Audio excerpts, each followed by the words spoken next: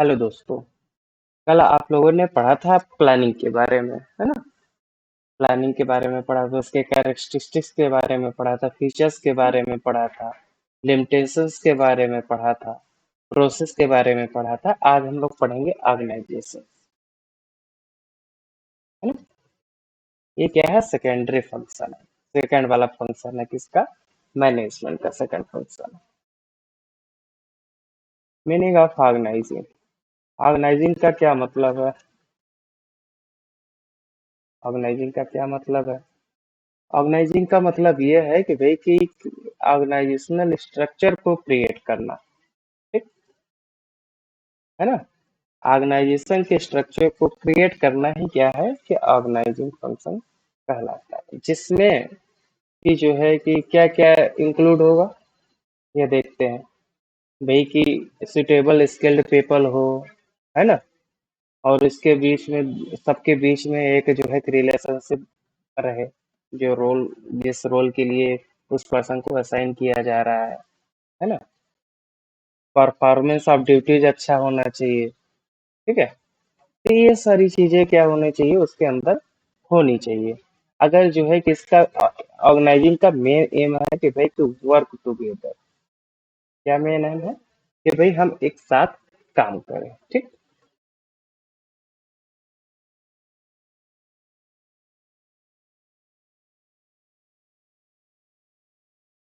अब क्या क्या ऑर्गेनाइजिंग के क्या क्या स्टेप्स हैं? पहला स्टेप है identification and division of work है। दूसरा क्या है? डिपार्टमेंटलाइजेशन है। तीसरा क्या है कि भाई कि किसी को जो है कि ड्यूटी को कैसे असाइन करना है। और चौथा क्या है कि वो रिलेशंस को जो है कि क्या करना है, रिपोर्ट करना है। ठीक। ये सारी चीजें यहाँ पे है। पहला हम देखते हैं identification and division of work.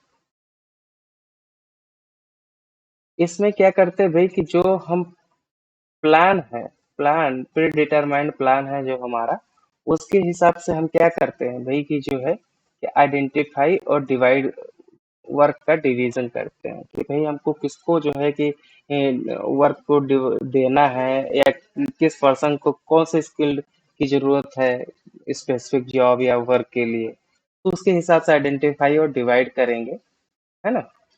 और यह जो है हेल्प कौन करेगा भाई? कि प्लान हेल्प करता है। ठीक।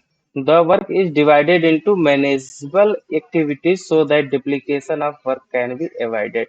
यानी कि जो हम क्या करते रहते हैं कि भाई कि मान लो सपोज करो दो पर्सन है ए एंड बी। दो पर्सन को सेम ही काम अगर दे दिया जाए, सेम वर्क, तो ये तो गलत बात हो जाएगी। ठीक। जब हम प्रॉपर प्लानिंग करते रहेंगे, ऑर्गेनाइजिंग किए रहेंगे, तो क्या ये डुप्लीकेशन ऑफ वर्क होगा? बिल्कुल नहीं होगा। तो यानी कोई अवॉइड हो जाएगा। और इसी के साथ साथ बर्डन ऑफ वर्क भी क्या हो जाएगा? लोगों के बीच में, यानी एम्प्लॉयज के बीच में शेयर्ड होगा। ठीक है? अब आ जाते हैं हम लोग डिपार्टमेंटलाइजेशन। हम क्या करते हैं शुरुआत में कि भाई कि पहले हम आइडेंटिफिकेशन और डिवीजन ऑफ वर्क किए, दूसरा हम क्या करेंगे? डिपार्टमेंटलाइजेशन करेंगे। डिपार्टमेंटलाइजेशन का क्या मतलब है कि भाई की सीधी सी चीज है कि मतलब कई ढेर सारे जो है कि है, मतलब कि बेसिस है, जैसे कि टेरिटरी हो गया, प्रोडक्ट्स हो गया। इन सब के जो है कि आधार पे क्या करेंगे? हम ग्रुपिंग करते हैं। और ग्रुपिंग को ही क्या कहते हैं? हम डिपार्टमेंटलाइजेशन करते हैं। ठीक है? जब हम एक बार जो है कि एक स्मॉल एक्टिविटीज में, जब एक ही हर किसी को स्मॉल स्मॉल एक्टिविटीज में क्या करेंगे? डिवाइड कर देंगे। और वो सिमिलर होंगे और रिलेटेड टू द जॉब, यानी कि जो ग्रुप होगा उससे सिमिलर होंगे, तो क्या करेंगे? एक दूसरे उसको जो है कि ग्रुपिंग कर देंगे।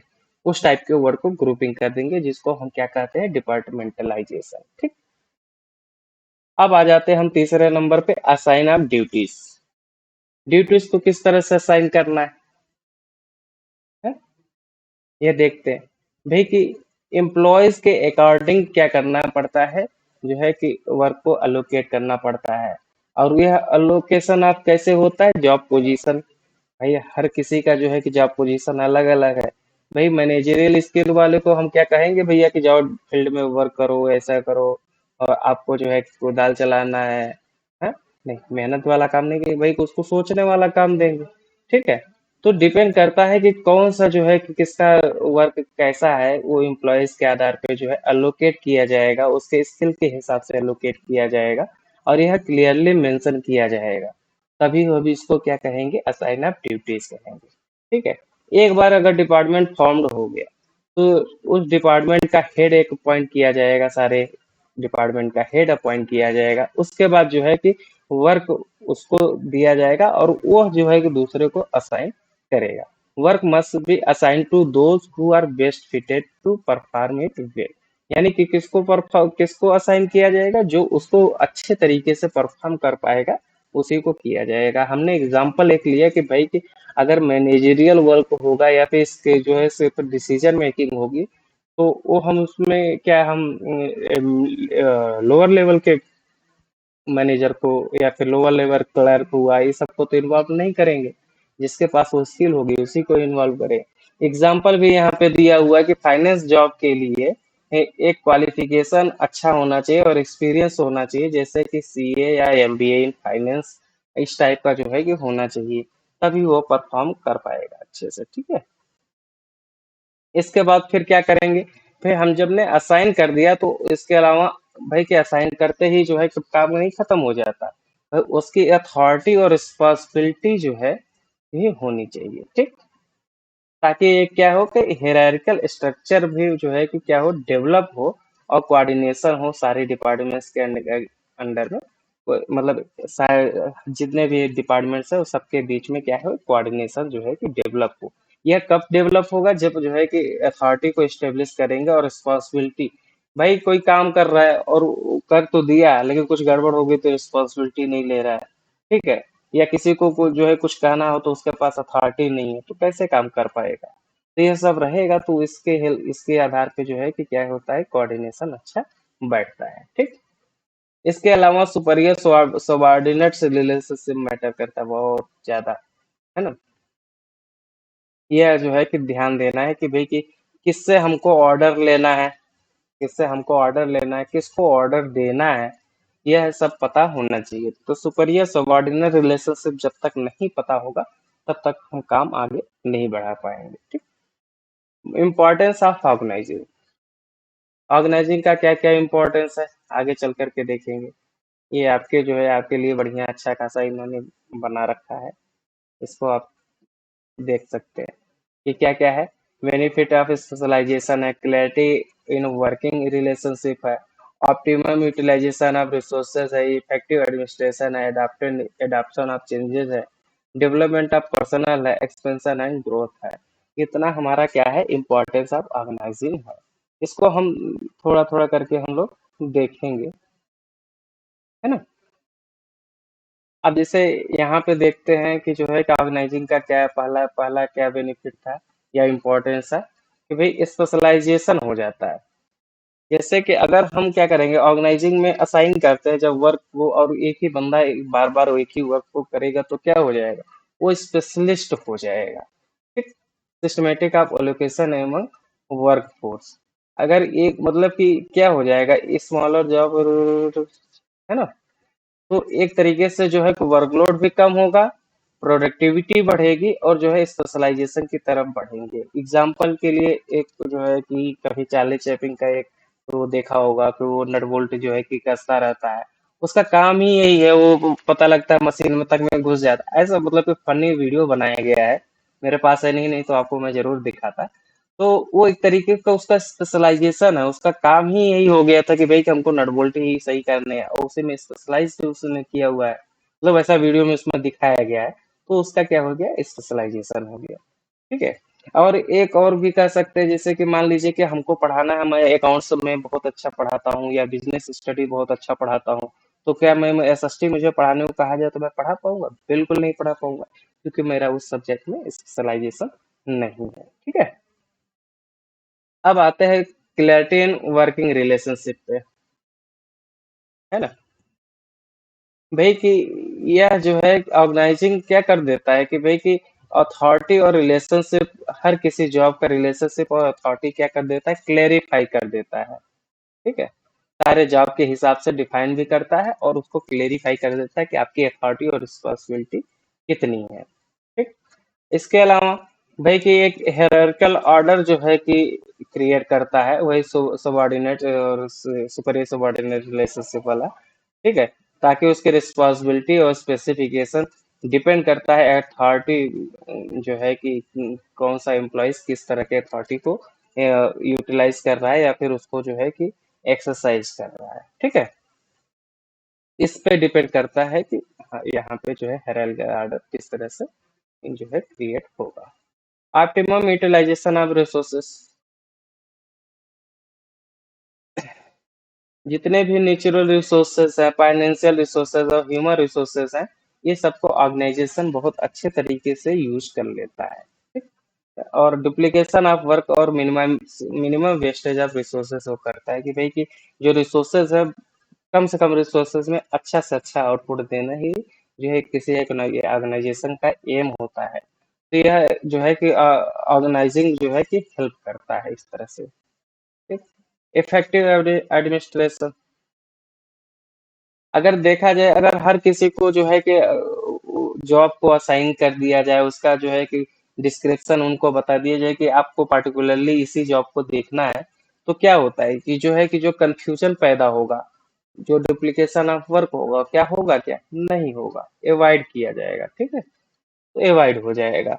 और जो वर्किंग रिलेशनशिप है, चाहे एग्जीक्यूशन ऑफ वर्क हो या पावर जो है कि ट्रांसफर ऑफ पावर हो, कुछ भी हो सकता है। तो वह जो है एक तरीके से क्या हो सकता है कि क्लैरिटी देता है, और ये जो है कि बढ़िया उसको जो है एडमिनिस्ट्रेशन इफेक्ट प्रोवाइड कराता है, ठीक है।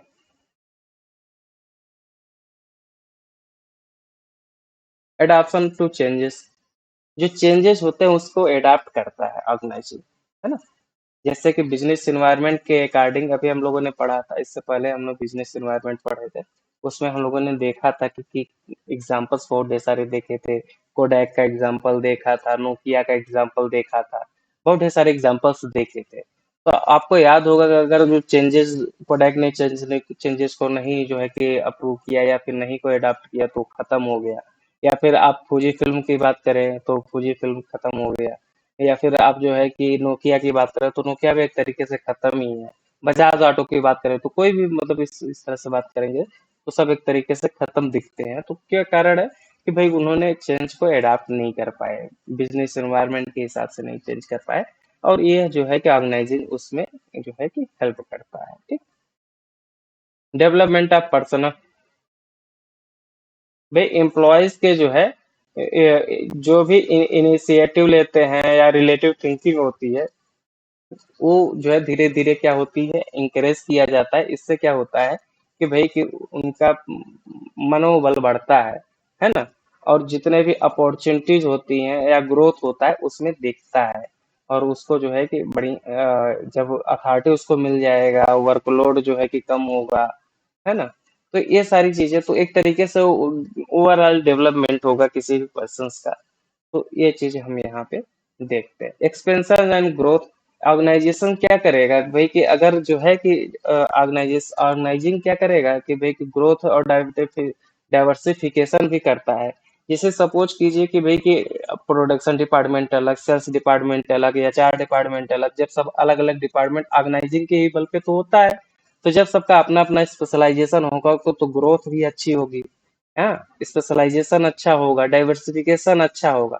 तो सारी चीजें जो है कि किया जा सकता है। इन्होंने लिखा भी है कि भाई कि पोजीशन हुआ, डिपार्टमेंट्स हुआ, प्रोडक्ट लाइन हुआ, या फिर कोई भी जो है न्यू जियोग्राफिकल टेरिटरी हुआ, कुछ भी जो है कि हम कर सकते हैं, जॉब क्रिएट कर सकते हैं, कस्टमर बेस जो है कि इंक्रीज कर सकते हैं, सेल्स इंक्रीज कर सकते हैं, प्रॉफिट इंक्रीज कर सकते हैं, ठीक।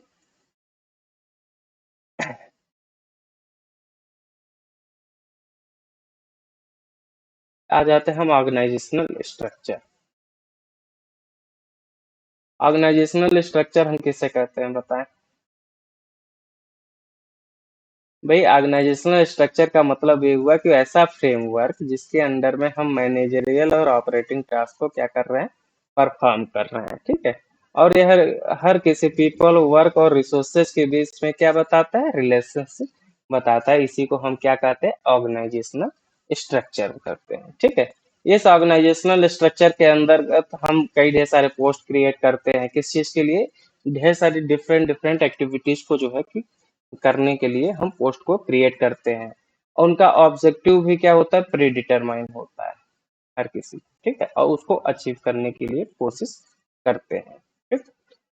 और भी क्या करता है स्ट्रक्चर? क्या प्रोवाइड कराता है भाई? कि बेसिस प्रोवाइड कराता है और फ्रेमवर्क प्रोवाइड कराता है मैनेजर और अदर एम्प्लॉयज को, ताकि वो अपने फंक्शन को अच्छे से परफॉर्म कर पाए, ठीक है। अब आ जाते हैं स्पैन ऑफ मैनेजमेंट। ये सब जो है कि कभी कभी पूछता है, तो ये सब याद रखेंगे कि ऑर्गेनाइजेशनल स्ट्रक्चर किसे कहते हैं।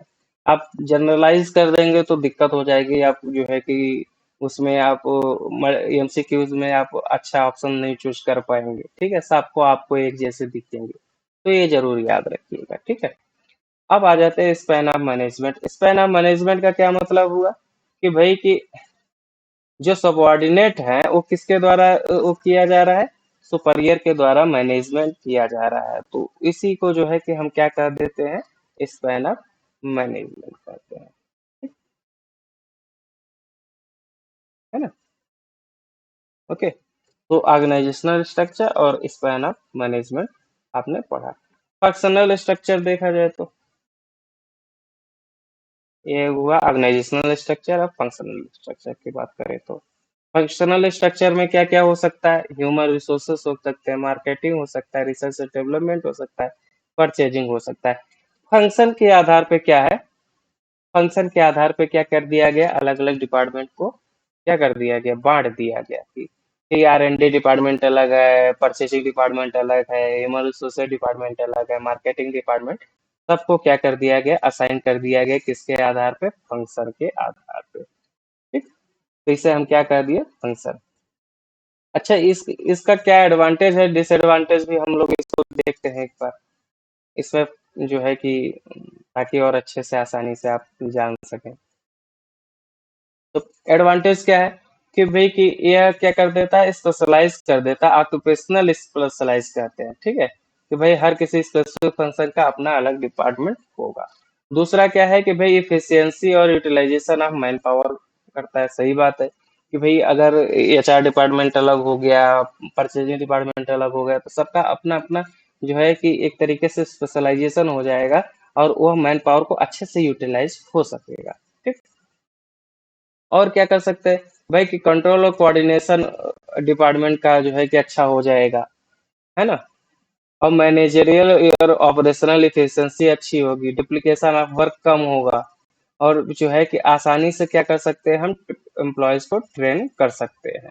इसके अलावा जो है कि कई ढेर सारे जो है कि फंक्शंस को हम जो है अटेंशन दे पाते हैं। ढेर सारी चीजें होती है, कभी कभी हम अटेंशन नहीं दे पाते हैं, बट इसकी वजह से, ऑर्गेनाइजिंग की वजह से हम वहां पे जो है कि दे सकते हैं, ठीक है। इसका डिसएडवांटेज क्या है फंक्शनल स्ट्रक्चर का? भाई सबसे बड़ी बात यह है कि भाई कि हर किसी को नहीं इम्पोर्टेंस मिल पाता, ज्यादातर जो है कि हेड को इम्पोर्टेंस मिलता है ना, बजाय जो है कि उसके ऑब्जेक्टिव को, ओके। कोऑर्डिनेशन कभी कभी अच्छा नहीं हो पाता है, हर किसी डिपार्टमेंट या चार का डिपार्टमेंट का परचेज से नहीं अच्छा बन पा रहा है, और परचेज का सेल्स से नहीं अच्छा बन पा रहा है, ये डिपेंड, यह जो है दिक्कत होता है। कंफ्लिक्ट ऑफ इंटरेस्ट भी पैदा होता है बहुत ज्यादा, ठीक है। और इनफ्लेक्सिबिलिटी क्यों? क्योंकि भाई कि नैरो प्रोस्पेक्टिव ऑफ एम्प्लॉयज हो जाता है। क्यों ऐसा? कि भाई कि उसका वो सोचता है कि अगर हम सेल्स डिपार्टमेंट में तो सिर्फ हम सेल्स का काम देखेंगे, एक तरीके से नैरो माइंड एक विकसित और डेवलपमेंट हो जाता है, तो दिक्कत वाली बात हो जाती है कहीं ना कहीं, है ना। सुटेबल क्या क्या कहा जा सकता है भाई? कि अगर हम जो है देखें कि ऑर्गेनाइजेशन जो है क्या क्या रिक्वायर करती है भाई? फंक्शनल स्पेशलाइजेशन रिक्वायरमेंट होती है, चाहे अगर हम कई ढेर सारे एक्टिविटीज में इन्वॉल्व होंगे, हमारा जो है कि ऑर्गेनाइजेशन बहुत हाईवी होगा, तो हम इसमें ज्यादा सुटेबिलिटी होती है। लार्ज ऑर्गेनाइजेशन को जो है यह जो है कि बहुत ज्यादा सुटेबल होता है, स्पेशली जो ऑनलाइन प्रोडक्शन में इन्वॉल्व होते हैं, ठीक। अब आ जाते हैं डिविजनल ऑर्गेनाइजेशन स्ट्रक्चर पे।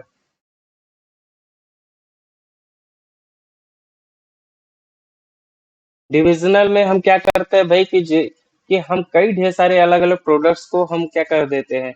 ये प्रोड्यूस करते हैं, तो प्रोडक्शन मतलब कि प्रोडक्ट के हिसाब से क्या कर देते हैं, हम स्पेशलाइज कर देते हैं, डिवाइड कर देते हैं, इसीलिए इसे क्या बोलते हैं, डिविजनल स्ट्रक्चर बोलते हैं।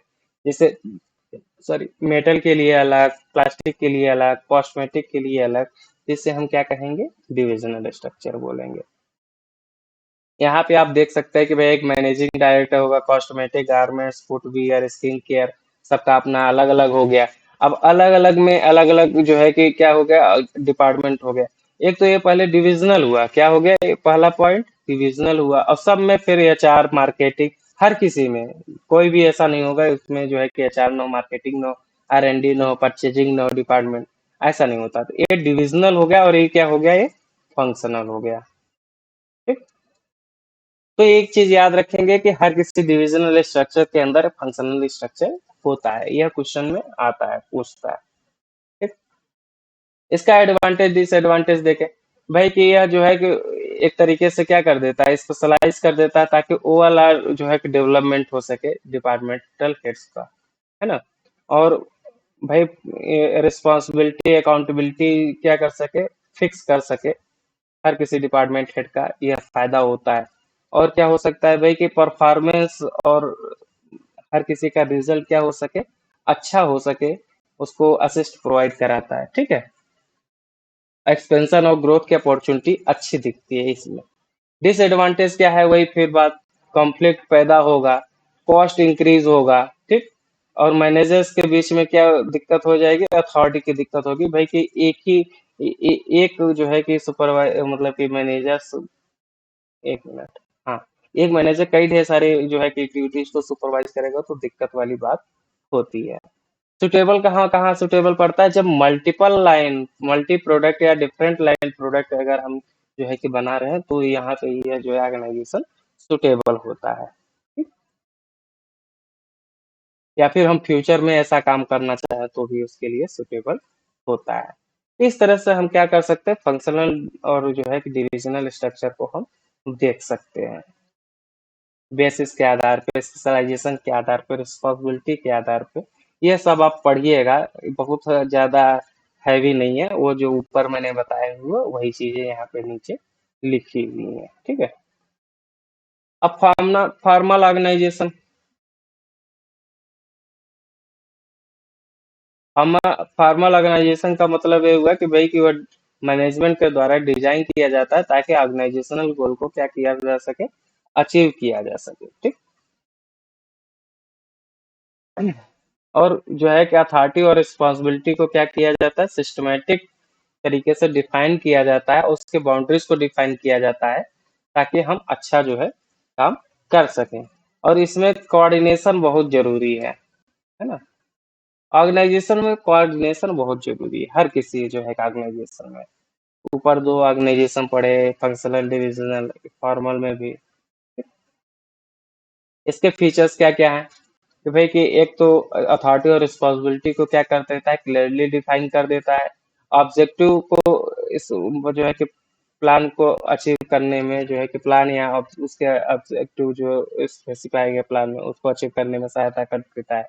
यह इम्पर्सनल होता है ना, पर्सनल तरीके से नहीं लिया जा सकता। तो एक तरीके से इमोशनल एस्पेक्ट जो है ना, उस पे वो नहीं डैमेज होता है, वो दिक्कत नहीं होती है। और ये टॉप मैनेजमेंट के द्वारा क्या किया जाता है, डिजाइन किया जाता है। ठीक। और ऑर्गेनाइजेशनल ऑब्जेक्टिव को क्या कर देता है, इसका मोटिव भी यही होता है कि ऑर्गेनाइजेशनल ऑब्जेक्टिव को हम अचीव कर सके। डिसएडवांटेज जो ऊपर पढ़े हैं वही बातें पढ़ेंगे भाई, कि डुप्लीकेशन ऑफ वर्क में, एडवांटेज सॉरी, एडवांटेज, ठीक है। ये फीचर्स थे, ये फीचर्स थे, ये ऊपर मैंने ध्यान नहीं दिया, पढ़ा दिया ऐसे। ये फीचर्स थे, यहाँ पे एडवांटेज है भाई, कि एडवांटेज में क्या है कि रिस्पॉन्सिबिलिटी को फिक्स किया जा सकता है अच्छे तरीके से, डुप्लीकेशन वर्क को अवॉइड किया जा सकता है, यूनिटी ऑफ कमांड होता है ना।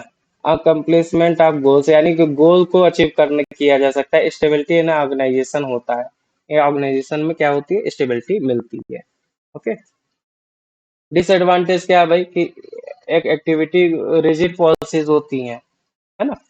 और स्ट्रक्चर स्ट्रक्चर और जो है कि वर्क पे ज्यादा जोर दिया जाता है, अदर देन मतलब कि ह्यूमन रिलेशनशिप के बजाय, है ना? वो ज्यादातर जो है कि फॉर्मल रहेंगे, वो ह्यूमन के इमोशंस को नहीं समझेंगे, तो थोड़ी बहुत दिक्कत वाली बात हो जाती है। इनफॉर्मल ऑर्गेनाइजेशन,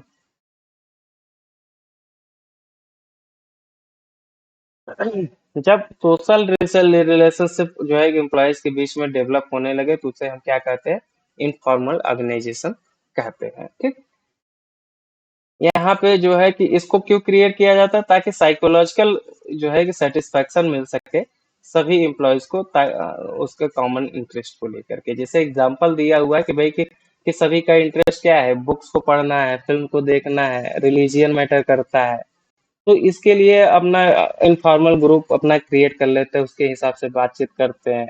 तो यह सब चीज मनाही नहीं होती है, ताकि जो है कि आसानी से उनको और अच्छा जो है कि इन्वायरमेंट दिया जा सके, तो काम को और अच्छे से कर सकते हैं।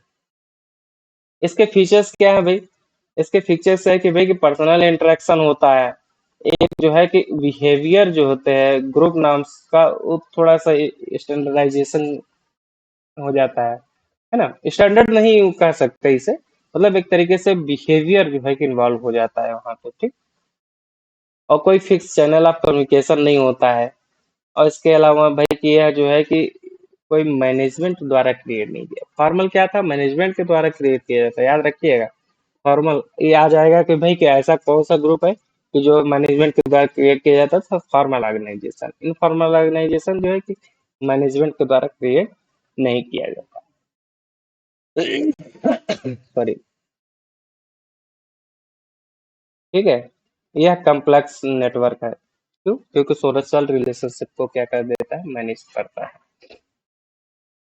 इसका एडवांटेज क्या है भाई कि एक तो इंफॉर्मेशन जल्दी जल्दी जो है कि क्या होता है, लोगों में बीच में बढ़ जाता है। जॉब सेटिस्फेक्शन होता है। ठीक है। और जो है कि क्विक सॉल्यूशन प्रोवाइड कराता है। एक मिनट।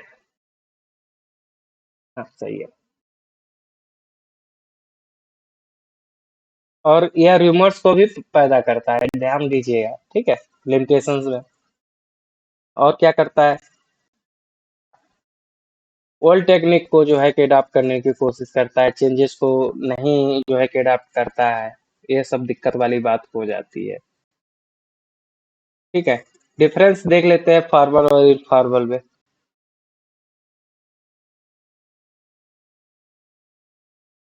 एक मिनट।